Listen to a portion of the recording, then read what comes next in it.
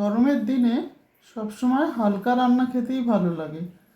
আর হালকা রান্না খাওয়াটাও খুব ভালো, কারণ শরীরের জন্য খুব ভালো। বেশি মশলা দিয়ে রান্না বা পেঁয়াজ রসুন খুব বেশি পরিমাণে দিয়ে রান্না করে খেলে গরমের দিনে ভালোও লাগে না, আর একটু কষ্টকরও হয়। তো সেই জন্যই আজকে একটা খুব হালকা রান্না নিয়ে তোমাদের কাছে চলে এসেছি। তো তার জন্য জিরে আর তেজপাতা দিয়ে তেলের মধ্যে ছোট ছোট করে কেটে রাখা আলুগুলোকে একটু ভেজে নিচ্ছি। এই রান্নাটা প্রচণ্ড কম মশলা দিয়ে আজকে আমি করব, দেখতেই পাবে তোমরা, প্রথম থেকে দেখো।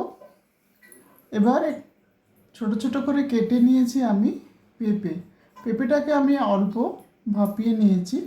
এবার পেঁপেটা আলুর সঙ্গে যোগ করে নেবো এবং একটু নাড়াচাড়া করে নেবো।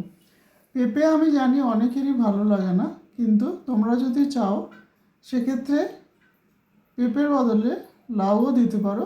তবে যেটা যেরকম ধরনের রান্না সেরকম করলেই ভালো হয়।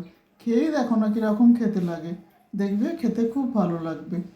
দিয়ে দিলাম একটু ঢাকা দেওয়ার ফলে জিনিসটা আরেকটু নরম হয়ে গেছে। তো এবার আমি দিয়ে দেবো এর মধ্যে 1 চামচের একটু কম চিনি, আর দেব নুন তোমরা স্বাদ মতো দেবে, দরকার লাগলে পরে আবার যোগ করা যাবে। আর দিয়ে দেবো খুব অল্প আদা। সমস্ত কিছুই মশলা খুব অল্প পরিমাণেই দেবো, যাতে জিনিসটা খুব হালকাও হয়, আবার খেতেও খুব ভালো লাগে, মানে সুস্বাদু হয়। তো তোমরা যদি এরকমভাবে রান্না না করে থাকো, অবশ্যই এই ধরনের রান্না করো, দেখবে এই গরমের দিনে ভাতের সঙ্গে খেতে বা রুটির সঙ্গে খেতেও তো আমার খুবই ভালো লাগে। দিয়ে দেবো এবার খুব অল্প লঙ্কা গুঁড়ো, মানে ঝাল লঙ্কার গুঁড়ো, খুব কম পরিমাণে হলুদ, আর খুব কম পরিমাণে ধনে আর জিরে গুঁড়ো, এর বেশি আর দেব না। তো এইটা দিয়ে, এই মশলাটাতে দিয়ে পুরোটা রান্না হবে, আর কিছু মশলা দেওয়া হবে না। দেব শুধু একটু গোলমরিচের গুঁড়ো।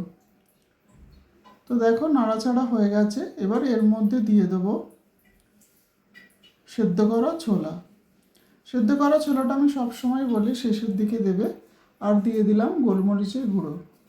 তো গোলমরিচের গুঁড়োটা দেওয়ার জন্য দেখবে ছাঁচি কুমড়ো, লাউ ঘন্ট, পেঁপে ঘন্ট, এগুলোতে একটু যদি গোলমরিচের গুঁড়ো দেওয়া যায় খেতে খুব স্বাদ হয়, এবং একটা সুন্দর রকমের গোলমরিচের ঝাল হয়, যেটা এই ধরনের রান্নার ক্ষেত্রে খুব ভালো লাগে। তো এবার দিয়ে দেবো এর মধ্যে আদা ধোয়া জলটা, যেটাতে আদা বেটেছিলাম, আর দিয়ে দেবো কিছুটা জলটাকে এবার একটু ফুটতে দেবো, কারণ ফুটে উঠলে তবে ঢাকা দিতে পারবো। গ্যাসটাকে অবশ্যই কমিয়ে ঢাকাটা দিয়ে দেবো। আর কিছু মশলা এর মধ্যে দেওয়ার নেই, তাহলে বুঝতেই পারছো কতটা হালকা রান্না। তো ফুটে গেছে জলটা, এবার এটাকে একটু কমিয়ে নিয়ে ঢাকা দিয়ে দেবো। তো দেখো রান্নাটা হয়েই গেছে। শুধু একটু নুন দিলাম, কারণ নুনটা একটু কম হয়েছে, আর দিয়ে দেবো ঘি। ব্যাস, এবার একটু নাড়াচাড়া করে নিলেই হবে। অবশ্যই তোমরা এটা বানিও, আমাকে জানিও কেমন লাগলো। আর প্লিজ আমাকে কমেন্ট করো, কারণ আমি সবসময় বলি তোমাদের কমেন্টগুলো পড়তে খুব ভালো লাগে। সাবস্ক্রাইব না করলে প্লিজ করো। Thank you so much.